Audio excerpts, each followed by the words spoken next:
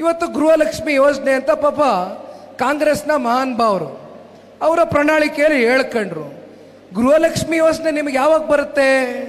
ಯಾವುದಾದ್ರೂ ಚುನಾವಣೆ ಬರ್ತಾ ಇದೆ, MP ಚುನಾವಣೆ ಬಂದಾಗ, ಮುಂದೆ ಯಾವುದಾದ್ರು ZPTP ಚುನಾವಣೆ ಬಂದಾಗ, MLA ಚುನಾವಣೆ ಬಂದಾಗ ಗೃಹಲಕ್ಷ್ಮಿ ಯೋಜನೆ ನಿಮಗೆ ಬರ್ಬೋದೇನೋ, ನನಗೆ ಗೊತ್ತಿಲ್ಲ ಅದು ಎಷ್ಟರ ಮಟ್ಟಕ್ಕೆ ಇಲ್ಲಿವರೆಗೂ ಸಮರ್ಪಕವಾಗಿ ಬಳಕೆ ಆಗ್ತಾ ಇದೆ ಅಂತ. ಅದು ಏನು, ಇಷ್ಟೆಲ್ಲ ಟ್ಯಾಕ್ಸ್ಗಳಾಕಿ ಉಸಿರಾಡೋ ಗಾಳಿಗೊಂದು ಟ್ಯಾಕ್ಸ್ ಇಲ್ಲ ಅಷ್ಟೇ, ಪ್ರತಿ ಹಂತದಲ್ಲೂ ತೆರಿಗೆ ಕಟ್ತಾ ಇದ್ದಾರೆ ಇವತ್ತು ರಾಜ್ಯದ ಜನತೆ.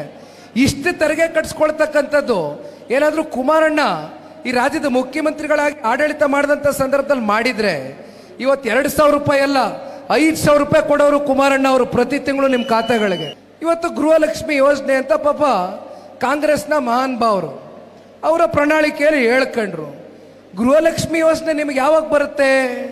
ಯಾವುದಾದ್ರೂ ಚುನಾವಣೆ ಬರ್ತಾ ಇದೆ, MP ಚುನಾವಣೆ ಬಂದಾಗ, ಮುಂದೆ ಯಾವುದಾದ್ರು ZPTP ಚುನಾವಣೆ ಬಂದಾಗ, MLA ಚುನಾವಣೆ ಬಂದಾಗ ಗೃಹಲಕ್ಷ್ಮಿ ಯೋಜನೆ ನಿಮಗೆ ಬರ್ಬೋದೇನೋ, ನನಗೆ ಗೊತ್ತಿಲ್ಲ ಅದು ಎಷ್ಟರ ಮಟ್ಟಕ್ಕೆ ಇಲ್ಲಿವರೆಗೂ ಸಮರ್ಪಕವಾಗಿ ಬಳಕೆ ಆಗ್ತಾ ಇದೆ ಅಂತ.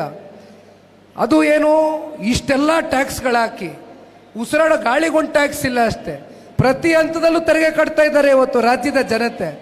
ಇಷ್ಟು ತೆರಿಗೆ ಕಟ್ಸ್ಕೊಳ್ತಕ್ಕಂಥದ್ದು ಏನಾದರೂ ಕುಮಾರಣ್ಣ ಈ ರಾಜ್ಯದ ಮುಖ್ಯಮಂತ್ರಿಗಳಾಗಿ ಆಡಳಿತ ಮಾಡಿದಂಥ ಸಂದರ್ಭದಲ್ಲಿ ಮಾಡಿದರೆ ಇವತ್ತು 2,000 ರೂಪಾಯಿ ಅಲ್ಲ 5,000 ರೂಪಾಯಿ ಕೊಡೋರು ಕುಮಾರಣ್ಣ ಅವರು ಪ್ರತಿ ತಿಂಗಳು ನಿಮ್ಮ ಖಾತೆಗಳಿಗೆ.